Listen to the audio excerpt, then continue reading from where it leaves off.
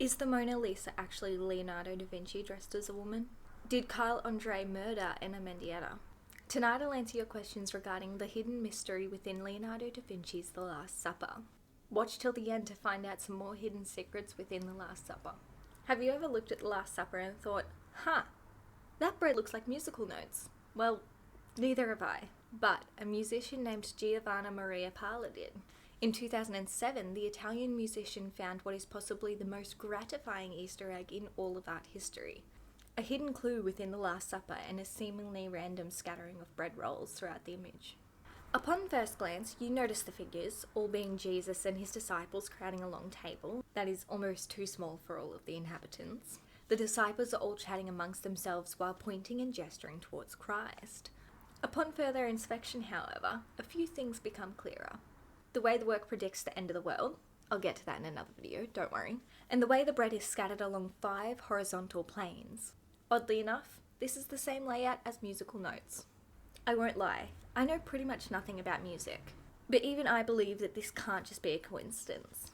Each piece of bread is perfectly lined up with one of those 5 lines, and can easily be read as individual notes in an entire composition. It begs the question, why did Leonardo da Vinci do this? It is plausible that it was purposeful due to the fact that the Mona Lisa holds symbols in her eyes that have been investigated. I will also examine this for you in another video. If he could do that, it isn't crazy to believe that he would put a musical composition within his artistic one. In the work, you see Jesus and his disciples. Each disciple and Jesus hold or have a piece of bread in front of them. Jesus is robed in bright orange and ultramarine blue, which makes him feel optimistic, free, trustworthy, and a place of security. He is the focal point, directly in the center of the work with everything pointing to him. But again, even more questions arise. What does the musical score even mean? Before we speculate, let's listen to it.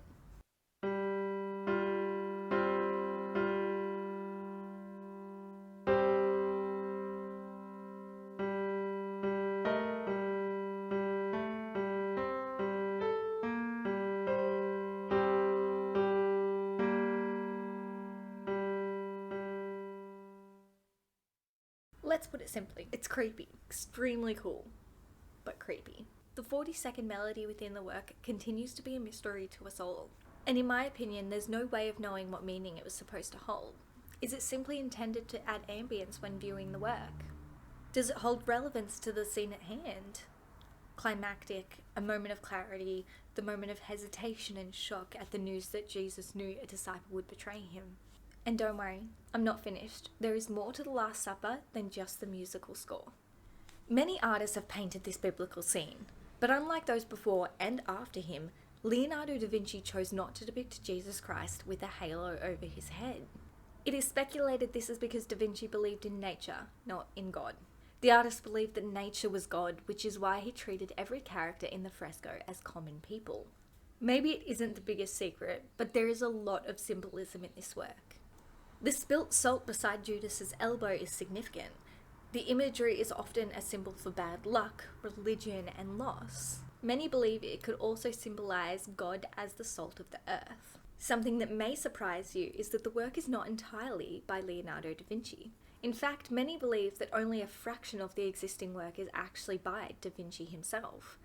At the end of the 20th century, a crew of restorers used photographs, core samples, infrared, and sonar to remove added layers of paint and restore it to its original state. Lastly, did you know that there are 3 early copies of the work that still exist to this day? Copies of the work were made by Da Vinci's students early in the 16th century. A full-scale copy was made by one of his students and is now housed in London's Royal Academy of Arts. The final work by this student was actually utilised when restoring the original work. The second copy by Andrea Solari is housed in Belgium at the Leonardo da Vinci Museum. The third, by Cesar de Sesto, is in the Church of St. Ambrogio in Switzerland. To truly understand Leonardo da Vinci's brilliance, you need to watch my video on how he was the smartest man alive. Thanks for watching.